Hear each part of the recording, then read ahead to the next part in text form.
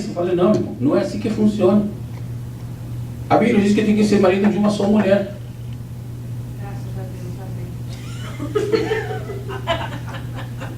Você não sei que você se converta para outras que tem, outras religiões que tem. Mas aqui não pode ser feito assim, porque a Bíblia diz, é a palavra de Deus que diz. Eu tenho que obedecer o que a Bíblia diz.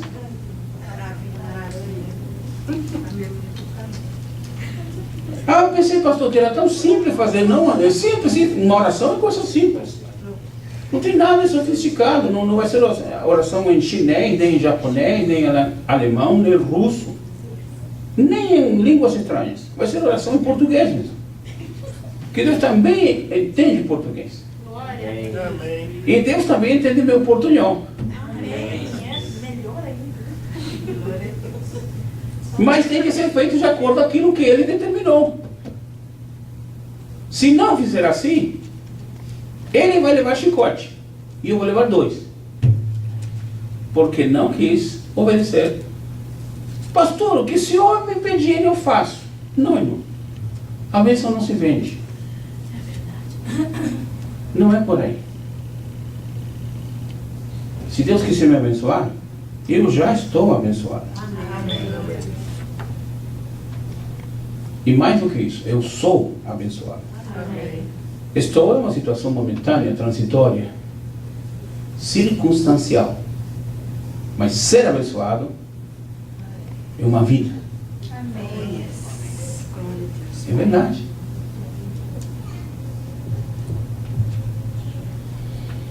Quando a pessoa pede a Deus para que Deus revele alguma coisa, e lê a Bíblia uma vez por semana, vai ter pouca chance de Deus falar com ele.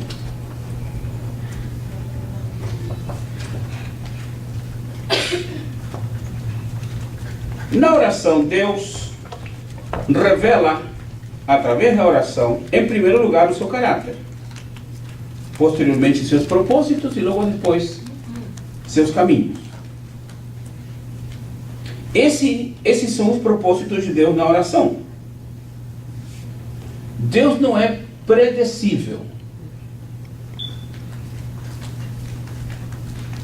Será que Deus não é lógico? Será que Deus não é coerente? Será que Deus não é um Deus que faz a coisa correta? Não, Deus não é um Deus predecível. O que significa que a resposta que Ele me deu no passado me capacita para entender que Ele me ajudará no presente e com certeza me abençoará no futuro. A vida cristã é uma vida de crescimento. A fé é uma coisa progressiva. Eu começo a conhecer Deus na medida que Ele vai se identificando comigo, na medida que Ele vai respondendo, na medida que Ele vai se revelando para mim. Aí eu começo a conhecer Deus.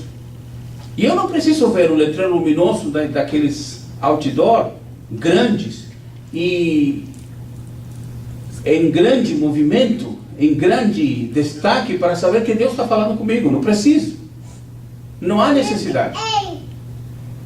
Porque Deus fala, Deus se manifesta, Deus revela, Deus se comunica. É necessário entender que Deus fala. É necessário entender que Deus se comunica com seus servos. Portanto, é difícil e impossível poder entender a voz do Espírito de Deus desligado de sua palavra. Não funciona. Porque Deus é Deus de ordem.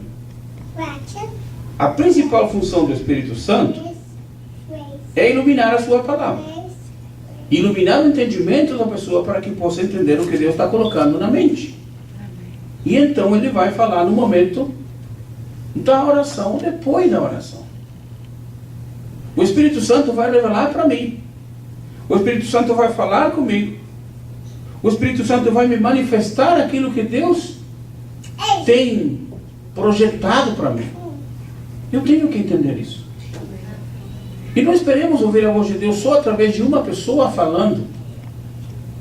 Porque isso é limitar Deus. Deus só fala através de um servo ou de um vaso. E se nesse dia não tem vaso? Eu costumo uma vez falar, se não tem vaso, tem um tacho. E aí? O que vai acontecer? Não precisamos estar limitando Deus. Deus é soberano. Amém. Romanos 12, versos 1, 2 e 3.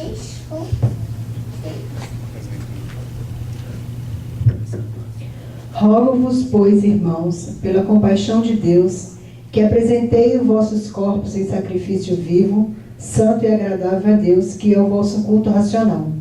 E não vos conformeis com este mundo, mas transformai-vos pela renovação do vosso entendimento, para que experimenteis qual seja a boa, agradável e perfeita vontade de Deus. Porque pela graça que me é dada, digo a cada um dentre vós, que não saiba mais do que convém saber, mas que saiba com temperança, conforme a medida da fé que Deus repartiu a cada um. Então é necessário entendermos a voz de Deus.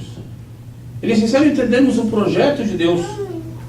Paulo está dizendo que é necessário usar a inteligência, uma mente renovada, um pensamento renovado. Não se adaptar, não se encaixar naquilo que o mundo entende, conhece, sabe, faz. Devemos não temos que nos amoldar para o mundo, muito pelo contrário. Temos que entender o processo de Deus para a nossa vida e renovar a nossa mente. Isso significa uma comunicação inteligente, sábia. Oferecer a Deus um culto racional, ou seja, um culto inteligente, onde eu possa adorar a Deus na beleza da santidade. Às vezes a pessoa pensa que adorar a Deus é só gritar. Não confundamos grito com louvor e adoração. Quem mora no Rio de Janeiro, quando está perto do Maracanã, quando o Flamengo faz um gol, o grito é tremendo, muito grande. Em São Paulo, quando o Corinthians faz um gol, o barulho é muito grande.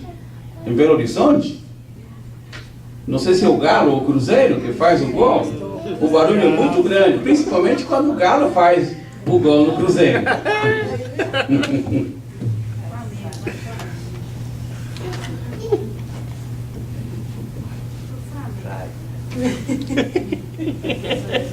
Esses gritos ali no estádio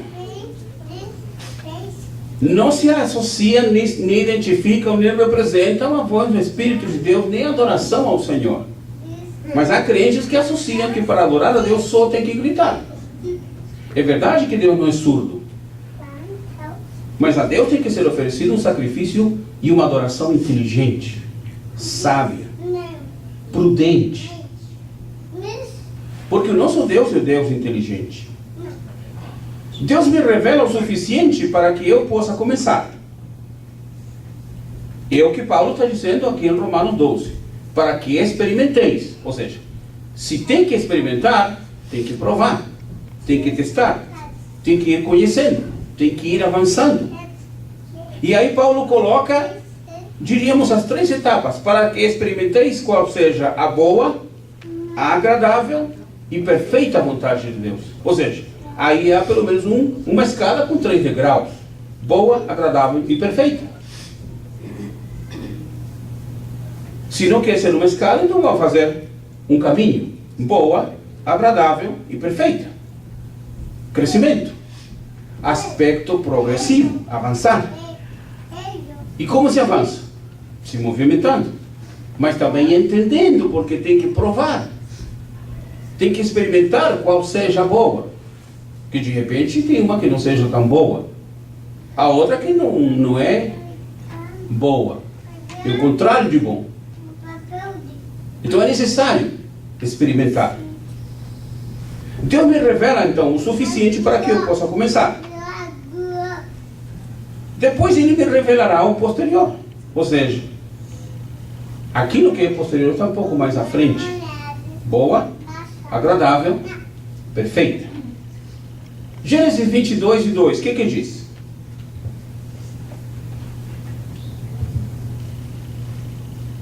Disse: toma agora o teu filho, o teu único filho, Isaque, a quem amas, e vai-te à terra de Moriá, e ofereça-o ali em holocausto sobre uma das montanhas que eu te direi. Se Deus tivesse falado para Abraão, Abraão, olha, você vai tomar seu filho, vai até o Monte Moriá, você vai sacrificar seu filho, mas não se preocupe, porque antes de você sacrificar seu filho, já tem um cordeiro ali que está meio enredado, meio amarrado, meio preso ali no meio da moita. Então você não vai se preocupar, você vai chegar lá, vai amarrar seu filho, colocá-lo em cima da lenha, mas não se preocupe, porque depois você vai, pega o cordeiro e coloca ele para sacrificar. Qual seria o ato de fé de Abraão? Qual seria a prova de fé de Abraão? Abraão não questionou, falou, Senhor, mas esse foi o filho que o Senhor me ofereceu, agora está pedindo o meu filho? Como é que vai ser? Abraão não questionou. Essa é a postura de uma pessoa que confia no Senhor. Tem que sacrificar o filho? Muito bem. Vamos sacrificar o filho porque foi Deus que pediu. Mas Deus não se agrada em sacrifícios humanos. Todavia Deus pediu. Então se Deus pediu, vamos fazer. E Abraão sabia, falou para seus criados, fiquem aqui que eu vou com meu filho, vamos adorar ao Senhor e voltaremos. Como? Abraão não sabia. Mas uma coisa Abraão sabia, que Deus lhe havia prometido o filho, que esse filho seria pai de muitas gerações, como ele também. Amém. A decisão da fé nos deve levar ao ponto de não questionar Deus. Deus não é o nosso empregado, não é o nosso filho, não é o nosso serviçal, que não temos que estar perguntando a Ele por que Ele está fazendo isso. Temos que simplesmente obedecer. Pela fé. Submisso. Foi o que Jó fez. Chegou a notícia, morreram todos os seus filhos. Jó disse, louvado seja Deus. Deus me deu os filhos, Deus o levou. E Deus tem que ser louvado.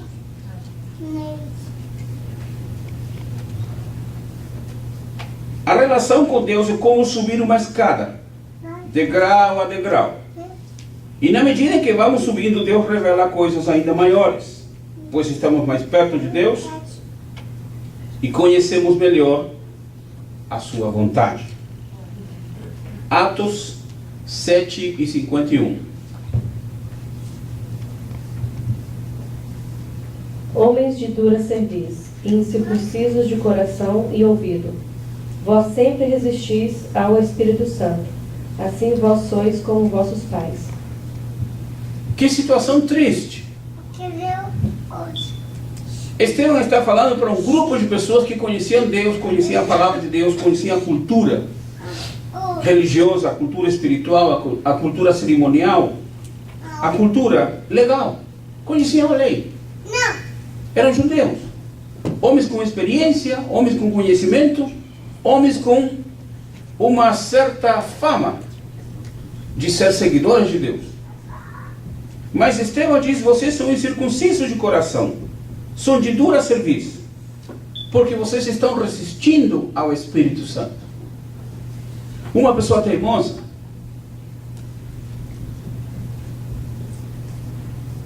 é uma pessoa de dura cerviz. A pessoa que quer que Deus faça aquilo que ela quer e não aquilo que Deus determina, está resistindo ao Espírito Santo.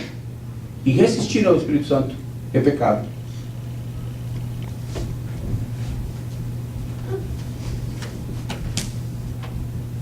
Mas alguns crentes de repente dizem que toda a resistência, que toda a oposição é de Satanás. Eu queria fazer isso, mas Satanás me impediu. Eu queria fazer isso, mas o diabo me atrapalhou. Eu queria fazer aquilo outro, mas o diabo criou confusão. Tem um momento em que a pessoa dá mais crédito ao diabo do que ao Senhor. Tem cultos em que se fala muito mais do diabo do que Jesus e Deus. Mas nem toda a oposição, nem toda a situação contrária é de Satanás.